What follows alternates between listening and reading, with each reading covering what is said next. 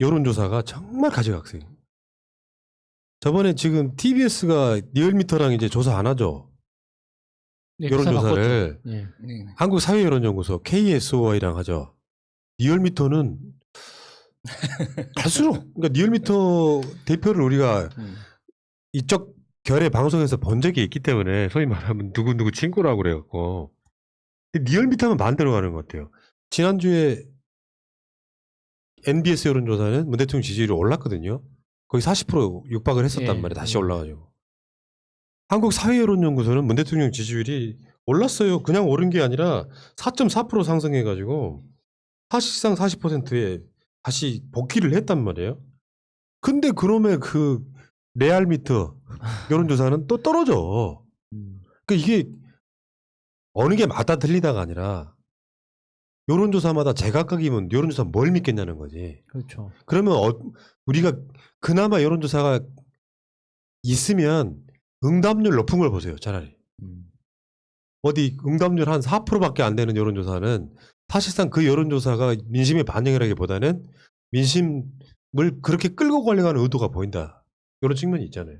특히 요즘 같은 분위기에서는 응답률이 낮을 때 우리가 상상할 수 있는 시나리오가, 그러니까 오세훈, 박형준이 이 선거에서 이긴 거를 보고 이 보수 진영에, 그러니까 사실은 극우 진영이죠.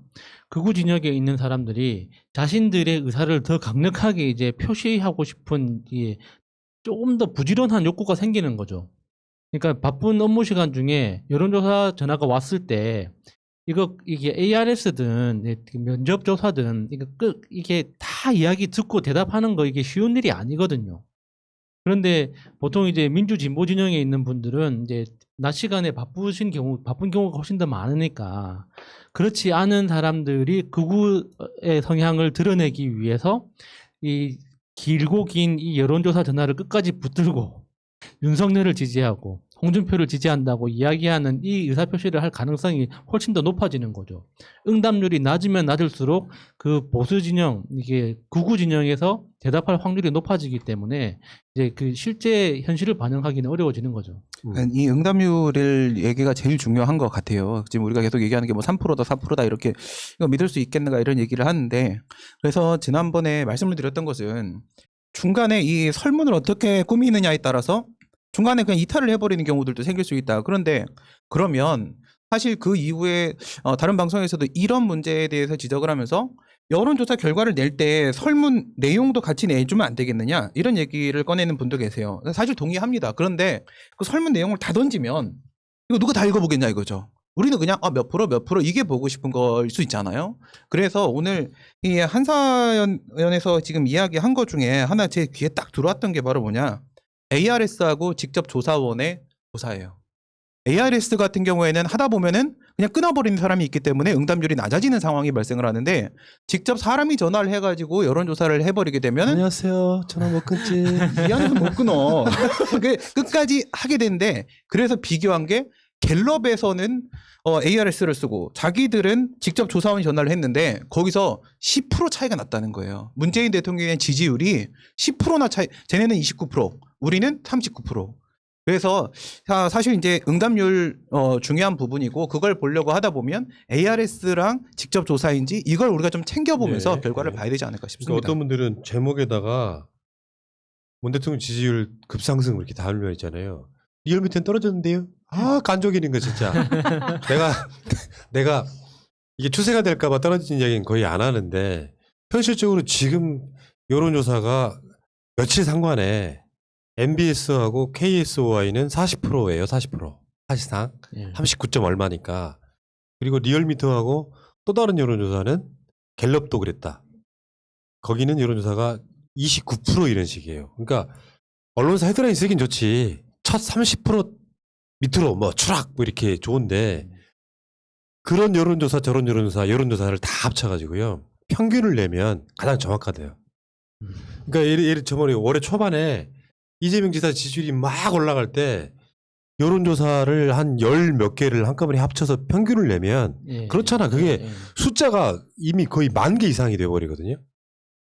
표본 샘플이 그 정도 되면 비슷하다 그러는데, 한쪽은 40%고 두 개는 40%고 두 개는 30%란 말이야. 숫자로 보면 대략. 그럼 35%좀 된다고 보면 되겠네. 그렇죠. 끝. 자, 간단하네. 근데 여기서 중요한 문제는 네.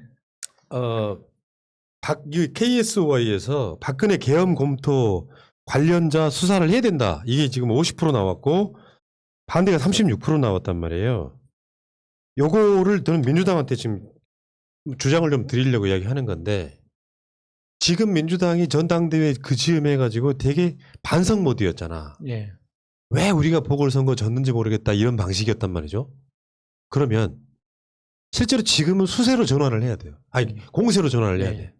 뭘 막기 급급하면 말하는 과정 중에 하지 말아야 될 말도 막 생겨요. 막기 급급하면 부동산 문제 같은 경우 그런 경우 있잖아. 종부세 예. 낮춰야 된다 올려야 된다 이런 식의 이런 거는 수세적으로 가야 돼요. 최고위원들이나 최고위원 회의에서 이런 얘기가 나와야 됩니다. 박근혜 지금 계엄령 하려고 했다고 김무성 같은 그 당시 당대표이던 그런 사람들이 그냥 고백을 했어. 그럼 당연히 수사하자는 얘기가 나와야죠. 그래서 우리가 이슈를 전환해가지고 공세로 끌고 가야 된다는 거예요. 그러니까 특히나 이렇게 이제 불같은 분노가 필요한 이런 그 계엄 이슈 같은 거 있죠. 이런 거일수록 초선 의원들이 나와가지고 정말 강한 워딩으로 세게 때려야 되는 거예요. 그러니까 이게 정치적 계산이 필요하고 이렇게 여러 가지 어떤 표현의 수위가 조절이 필요한 중진 의원들이 먼저 나서기에는 이거는 약간 이렇게 그 머릿속이 복잡해지는 그 측면이 없지 않아 있거든요. 이런 내용일수록 정말 초선들이 나와가지고 세게 때리면 이게 정말 크게 이게 사회적 이슈가 돼야 되는 건데 이거는 이 저쪽 당, 그러니까 국민의힘에 대한 어떤 그 공격뿐만 아니라 언론에 대한 공격도 될 수 있는 거거든요. 이렇게 엄마무시한 이 고백이 터졌는데도 불구하고 왜 보도하는 언론이 없냐고요. 전 이 부분 관련돼서 이런 말씀을 좀 드리고 싶습니다. 안중근 의사 얘기예요. 안중근 의사가 의병부대를 이끌고 있던 중에 전투 중에 일본군들을 사로잡았습니다. 사로잡았는데 그 의병부대의 전투원들은 모두 처형하자라고 주장을 했어요. 그때 안중근 의사의 가장 결정적인 실수 중에 하나입니다. 당시의 만국 공법에 따라서 이렇게 잡은 포로들은 배상금을 받고 풀어준다라고 해서 풀어줬습니다. 돈 받고 풀어줬어요. 참 평화롭죠? 평화적이에요. 풀어준다면 어떻게 됐을까요? 이 일본군 포로들은 결국 자기네 부대에 갔고요. 우리 안중근 의사가 이끌고 있던 이 의병부대의 위치와 모든 것들을 전부 다 얘기하고 기습 공격을 받아서 그 부대는 전멸해버렸습니다. 제가 드리고 싶은 말씀은 이거예요. 거악은 민주당이 거악을 보면 쫄아요. 쪼는데 천안함 손도 못 대죠? 칼기 손도 못 대죠? 세월호 이제 좀 움직이려고 합니다. 그런데 계엄령이에요. 계엄령 좋아요. 나머지 거 아직 손 못 댔다고 치자고요. 칼기, 천안함, 세월호 인원이 얼마 안 된다고 우리 그냥 단순 비교해보자고요. 그래도 계엄령은요 1000만 명 이상을 죽이려고 했던 거예요. 계엄령은 1000만 명 이상을 대상으로 했던 겁니다. 국민의 생명과 안전의 문제고요. 지금 여기서 얘기하는 게 KSOI가 찬성하는 사람 50%, 반대하는 36%인데 이 반대하는 36%가 누구냐면 광화문에 안 나왔던 사람들이에요. 그 사람들은 총을 안 맞을 사람들이었고 당일날 총 맞을 수 있었던 사람들은 내 목숨을 위협했다 해서 그렇죠. 밝히자는 거예요. 다른 문제하고 비교할 수 없는 겁니다. 안중근의 우를 범하면 안 됩니다. 그러니까 이게 이제 머릿속에 고착화된 이미지 때문에 그런데 박근혜 탄핵은요 어떤 불법성도 없는 합법적인 상황이었단 말이에요. 그런데 박근혜 탄핵이 기각되면 헌재에서 기각하면 시민들이 아이고 헌재 찬성 이렇게 할 거 아니잖아. 사람들이 광화문으로 나올 거잖아요. 근데 계엄령이 뭡니까? 경찰이 뭔가 치안 통제 이런 걸 하는 게 아니잖아요. 군인이 통제하는 거예요.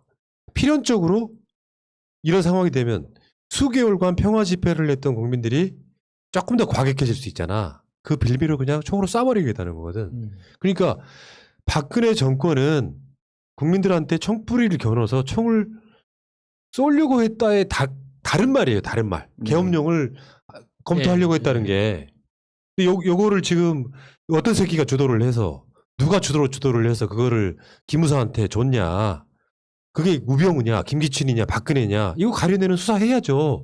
당연히 해야 되는데 이런 이슈가 나왔을 때 물론 지금 이제 깨놓고 이야기하면 평생 처음 당대표 최고위원 해본 사람들이기 때문에 어리바리 하겠지. 이해는 하는데 지금부터 맥을 잡으시라는 이야기예요. 저쪽에다가 뭔가 이렇게 자신들이 이미 헛발질해가지고 기회를 줬어. 줘도 못 먹냐 그런 소리 들으면 뭔데 지금부터 바로 공격해야 됩니다. 전 진짜 이상한 게 그런 거예요. 이거는 진짜 대단한 일이 터진 거거든요. 국면 전환용으로 완전히 써먹을 수 있는 대박 호재가 떴는데도 불구하고 이 이후에 너무 조용한 거예요. 민주당에서 꼭 민주당을 깔려고 하는 건 아니지만 누구 하나 좀 일어나서 이게 말이 되냐. 우리가 미얀마 될 뻔했다. 지금 미얀마 사태 가지고도 이렇게 난리를 치는데 우리가 정말 그 앞에서 미얀마가 됐었을 뻔했는데 이게 당시에 광화문에 촛불 들고 깃발 들고 나갔던 사람들은 알 겁니다. 광화문이 아니라 그 청와대로 사람들이 깃발 들고 움직이려고 하면은 그 앞에 가지도 못하게 막 막았었단 말이에요. 그러면 시민들이 그 앞에 서가지고도 그 막 압사당할 정도로 많은 사람들이 그렇게 외쳐왔던 건데 그때 무서운 이야기가 그런 거였어요. 이 담 너머에 탱크가 있을 수도 있어. 이거 넘어가면은 그냥 쟤네들 버스 다 빼면은 저기서 다 발포할 수도 있어. 이 얘기 들었을 때 저는 이게 뭐 우리나라에서 말이 돼라고 생각했었는데 그때 너무 오싹했던 게 있거든요. 예. 그러니까 이거는 지금 우리가 진짜 공격용으로 난사를 해도 지금 모자랄 판이라는 아니 거죠. 하려고 한대. 언제? 아니 그러니까 만약에 그때 계엄령 내려졌으면 새날 방송이 진작에 끝났을 거예요. 우리가 지금 8년째 날마다 방송하는 예. 전 세계 유일무이한 팟캐스트잖아요.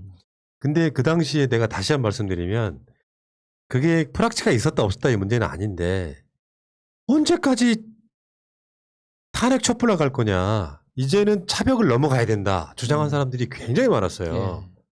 차벽을 넘어가려고 하면 필연적으로 물리적 충돌이 돼. 그 부상자 발생하고 난리나. 그게 의도를 했건 안 했건 간에 현장에서 이제 폭력 사태가 일어나요. 그러면 경찰이나 군이 무력으로 진압하기 딱 좋은 소재를 주는 거였다. 거기에 국민들 다수가 안 넘어갔다는 맞아요. 굉장히 놀라운 이야기잖아요. 어쨌건 지금 그 이야기 길게 할 건 아니고 이 박근혜 탄핵 때 계엄령을 검토했었다. 계엄령을 이렇게 실행하려고 했었다라고 하는 부분에 대해서 민주당이 지금 세게 치고 나가서 저쪽을 지금 수세적으로 만들어야 돼요. 국면 전환에 아주 절호의 찬스가 왔다 이렇게 말씀드리고 싶네요. 이 이야기는 여기까지.